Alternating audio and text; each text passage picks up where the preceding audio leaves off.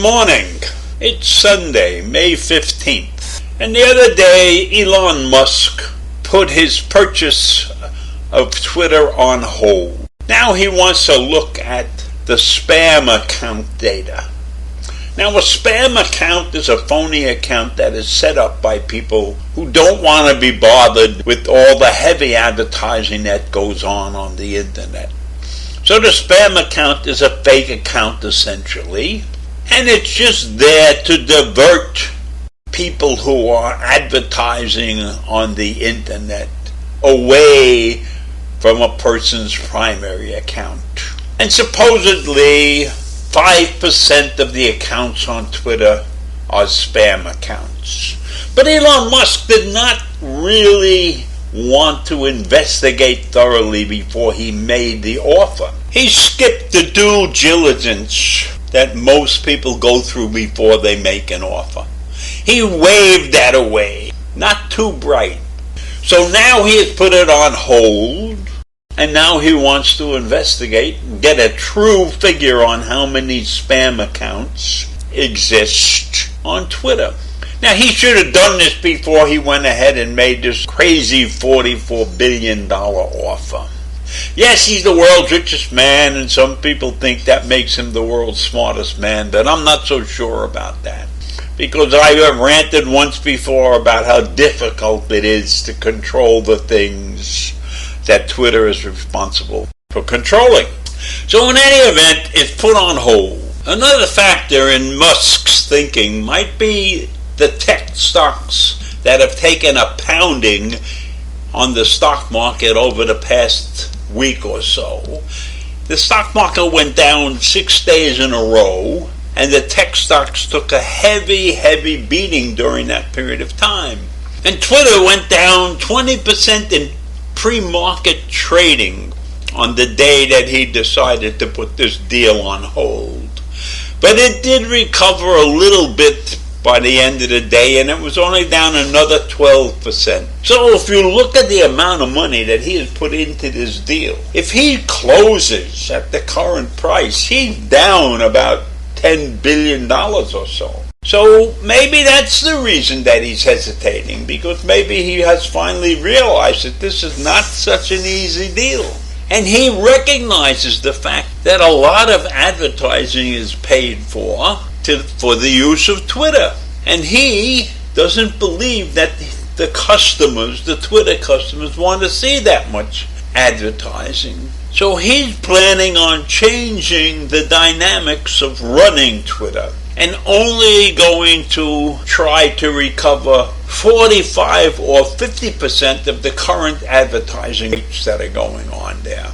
Now why? Why would anybody want to do business with him if he's not prepared to provide the advertisers with the full potential of Twitter? Well, maybe he has second thoughts or third thoughts about this deal, and maybe he's going to try to get out of it. Now, there are many other deals that are similar to this that have been halted, but it goes with a cost. And I think in his contract, if he chooses to go out, to quit, to leave this deal, he's going to be required to pay a fee of $1 billion to get out of this deal.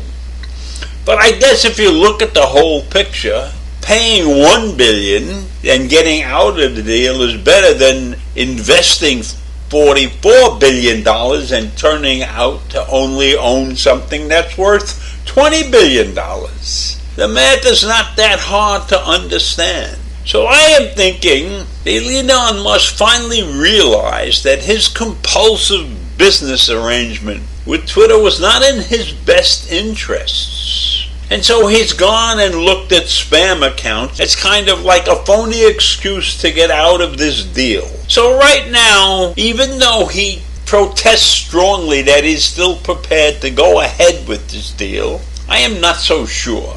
I'm not so sure that he wants to really go ahead with this deal. And I am certain that most of the people who have been watching this thing closely are not too happy with his ideas about how to run Twitter. And certainly the mere fact that he went and said he was going to reinstate Donald Trump on his Twitter account probably upset more people than he realized. And maybe he's hearing kickbacks on that, and kickbacks on what his vision of a free, open Twitter account would be. He says he's unhappy with the way they monitor tweets. He's not so sure that they're doing such a great job at culling out the miscreants who get on Twitter and produce spams and other misinformation about what's going on in the world and where people really stand on issues. The misinformation is a killer on Twitter and a killer on other businesses like Twitter. And if he thinks that he's bright enough to create a team that can get rid of the spamming, I call it spamming, the misinformation, if he thinks he's bright enough to put together a team that can get rid of this, he's very mistaken about that, because this is not an easy thing. Interpretation of what people say left to the devices of a computer will not always come out right. A word as spoken is different than a word that is read, and the intent can be much different than what you think. So you've got like a 50-50 chance of being right when you ban something that somebody said.